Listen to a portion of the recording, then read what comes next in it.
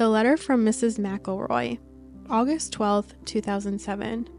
Dear Lawrence, I am typing this letter to you on my old Underwood typewriter that I bought after I was discharged from the Army. Somehow it seems like a fitting contrast to the subject of this letter and the documents you will find enclosed in this envelope. The last time I spoke to you was about 8 years ago. During your brief telephone interview with me, you asked that I assist you with the research for the Oz Factors book you were writing because you suspected that I might know something that would help your investigation into the possibility that extraterrestrial beings may have influenced the history of Earth. When we spoke, I told you that I did not have any information that I could share with you about anything. Since then, I have read your book and found it very interesting and compelling. You are obviously a man who has done his homework and who could understand my own experiences. I've been thinking a lot about your allusion to the old philosopher whom you paraphrased in our phone conversation. With great power comes great responsibility. Although I don't think power is pertinent in my life or to the reasons that I'm sending you the enclosed documents, you certainly did get me thinking about my own responsibility. I have reconsidered my position for a variety of reasons, not the least of which is my realization that you are right. I do have a responsibility to myself, at least. I cannot possibly tell you the personal hell of ethical irresolution and spiritual ambivalence I have endured since 1947. I do not want to keep playing the game of maybe I should have or maybe I shouldn't have through the rest of eternity. Many men have been killed to extinguish the possibility of revealing the knowledge I have helped to withhold from society until now.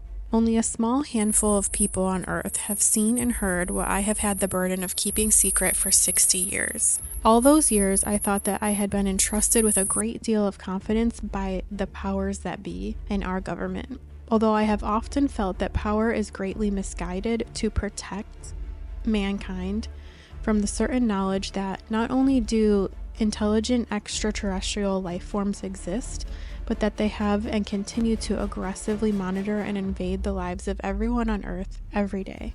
Therefore, I think the time has come to pass along my secret knowledge to someone I think will understand it. I don't think it would be responsible of me to take the knowledge I have into the silent afterlife, beyond reach or recognition. I think there is a greater good to be served than protecting the vested interests for whom this information is considered a matter of national security, whatever that means, and is therefore justification for making it top secret. Also, I am now 83 years old.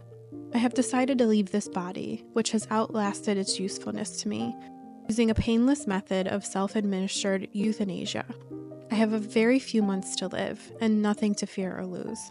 So, I have moved away from Montana, where my husband and I lived for most of my life, to spend our remaining days in a lovely rented upstairs bedroom in a house in the homeland of my husband's family in County Meath, Ireland. I will die not far from the Great Mound at Noath and Douth, the fairy mound of darkness. There are sacred cairns, or massive stone structures that were erected about 3700 BCE and engraved with indecipherable hieroglyphics, about the same time as pyramids and other inexplicable stone monuments were being built all over the earth. I am also not far from the Hill of Tara, that was once the ancient seat of power in Ireland, where 142 kings are said to have reigned in prehistoric and historic times. In ancient Irish religion and mythology, it was the sacred place of dwelling for the gods and was the entrance to the other world. St. Patrick came to Tara to conquer the ancient religion of the pagans. He may have suppressed the religious practices in the area, but he certainly did not have any impact on the gods who brought these civilizations to Earth, as you will discover when you read the documents enclosed. Therefore, this is a fitting location for my departure from this unholy world and final release from the burdens of this life. The crystal clear perspective of hindsight has revealed a higher purpose to me, assisting the survival of the planet, all living beings and life forms in our galaxy. The status quo of our government establishment has been to protect the people from knowledge of such matters. In fact, the only protection afforded by ignorance and secrecy is to hide the private agenda of those in power to enslave others, and, by doing so, to disarm every perceived enemy and ally through superstition and stupidity. Therefore, I have enclosed the original and only existing copies of my personal notes and reflections on this matter, which I have kept hidden from everyone, even my own family. I have also enclosed my copies of typed transcripts created by the stenographer who transcribed all of my interviews with the alien saucer pilot after each interview was finished. I do not have any copies of the tape recordings that were made of my interview reports.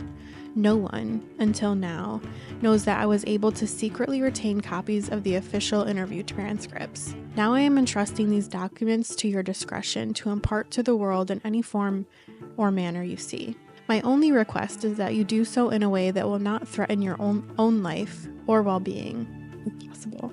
If you were to incorporate these notes of my experiences into a work of fiction, such as a novel, the factual nature of the material could be easily dismissed or discredited by any agency for whom national security is used as a personal shield against scrutiny and justice. In so doing, you could disavow any knowledge of their true origin and claim that it is fictitious work of your imagination. Whoever said that the truth is stranger than fiction was right as rain. For most people, all of this will be unbelievable. Unfortunately, beliefs are not a reliable criteria for reality. Also, I am sure that if you were to show these notes to anyone that would prefer physical, economical, or spiritual slavery over freedom, the subject matter contained in them would seem quite objectionable. If you attempted to publish this document as a matter of factual reporting in a newspaper or on the evening TV news, they would be rejected out of hand as the work of a kook. The very nature of these documents make them unbelievable and therefore discreditable. Conversely, the release of this information is potentially catastrophic for certain political, religious, and economic vested interests. These documents contain information which is quite relevant to your interests and investigations into alien encounters and paranormal experience.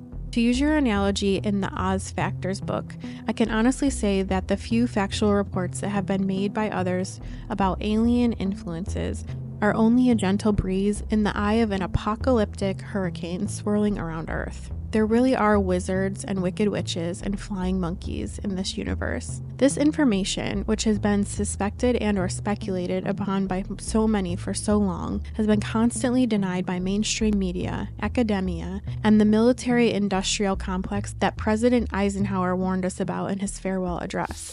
As you know, in July 1947, the Roswell Army Airfield issued a press release stating that personnel from the field's 509th Bomb Group had recovered a crashed flying disc from a ranch near Roswell, New Mexico, sparking intense media interest. Later the same day, the commanding general of the 8th Air Force stated that Major Jesse Marcel, who was involved in the original recovery of the debris, had recovered only the tattered remnants of a weather balloon.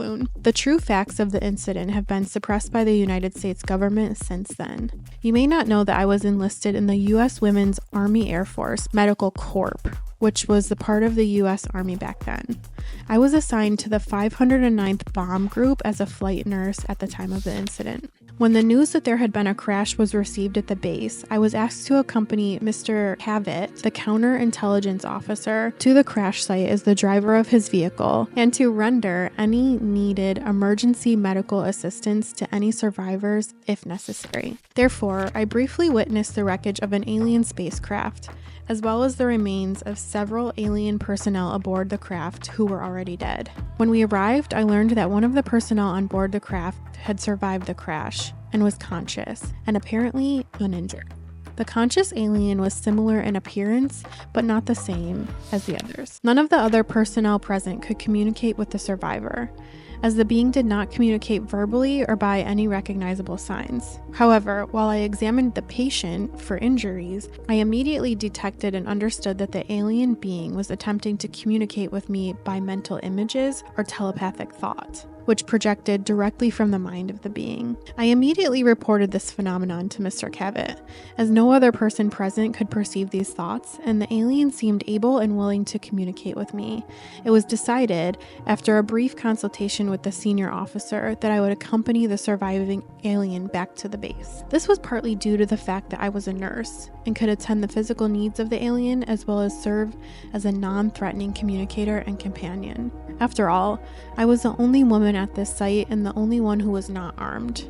I was therefore assigned permanently to serve as a companion of the alien at all times. My duty was to communicate with and interview the alien and to make a complete report of all that I discovered to command authorities. Subsequently, I was supplied with specific lists of questions provided to me by the military and by non-military personnel, which I was to interpret for the alien and record the responses to the questions provided. I also accompanied the alien at all times during medical testing and the many other examinations to which the alien was subjected by staff from numerous government agencies. I was given a promotion in rank to Senior Master Sergeant to improve my security rating and to increase my pay grade from $54 a month to $138 a month for this very unusual assignment. I performed these duties from July 7th through August 1947, at which time the alien died or departed the body, as you will read about in my notes. Although I was never left entirely alone with the alien, as there were always military personnel, intelligence agency people, and a variety of other officials present from time to time, I did have uninterrupted access to and communication with the alien being for nearly 6 weeks. Hereinafter, as an overview and summary of my personal recollections of conversations with the alien craft pilot, whom I've come to know by the identity of Errol. I feel that it is my duty at this time, in the best interest of the citizens of Earth, to reveal what I have learned from my interaction with Errol during those 6 weeks on the anniversary of her death or departure 6 years ago. I feel that it is my duty at this time, in the best interest of the citizens of Earth, to reveal what I have learned from my interaction with Errol during those 6 weeks, on the anniversary of her death or departure 60 years ago. Although I have served as a nurse in the Army Air Force, I am not a pilot or technician. Further, I did not have any direct contact with the spacecraft or other materials recovered from the crash site at that time, or thereafter. To that degree, it must be taken into consideration that my understanding of the communications I had with Errol are based on my own subjective ability to interpret the meaning of the thoughts and mental images I was able to perceive. Our communication did not consist of spoken language in the conventional sense. Indeed, the body of the alien had no mouth through which to speak. Our communication was by telepathy. At first, I could not understand Errol very clearly. I could perceive images, emotions, and impressions, but it was difficult for me to express these verbally. Once Errol learned the English language, she was able to focus her thoughts more precisely using symbols and meanings of words I could understand. Learning the English language was done as a favor to me. It was more for my own benefit than hers. By the end of our interview sessions, and increasingly since then, I have become more comfortable with telepathic communication. I have become more adept at understanding Errol's thoughts as though they are my own. Somehow her thoughts became my thoughts. Her emotions are my emotions. However, this is limited by her willingness and intention to share her own personal universe with me. She is able to be selective about what communication I am allowed to receive from her. Likewise, her experience, training, education, relationships, and purposes are uniquely her own. The domain is a race or civilization of which Errol, the alien I interviewed, is an officer, pilot, and engineer serving in the Domain Expeditionary Force. The symbol represents the origin and unlimited boundary of the known universe, united and integrated into a vast civilization under the control of the domain. Errol is currently stationed at a base in the asteroid belt, which she refers to as a space station in the solar system of Earth. First and foremost, Errol is herself. Secondarily, she voluntarily serves as an officer, pilot, and engineer in the Domain Expeditionary Force. In that capacity, she has duties and responsibilities, but she is at leave to come and go as she pleases. Please accept this material and make it known to as many people as possible. I repeat that it is not my intention to endanger your life with the possession of this material, nor do I really expect you to believe any of it either.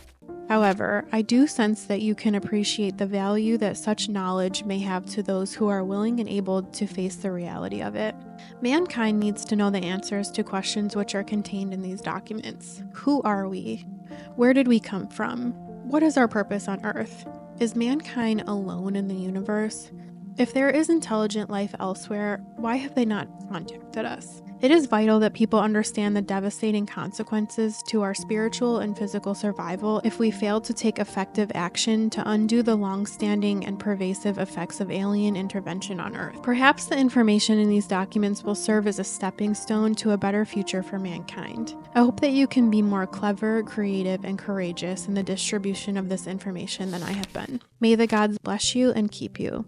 Mrs. Matilda O'Donnell MacElroy, Senior Master Sergeant, Women's Army Air Force Medical Corps, retired. 100 Troytown Heights, Navan Meath, Comeath, Ireland.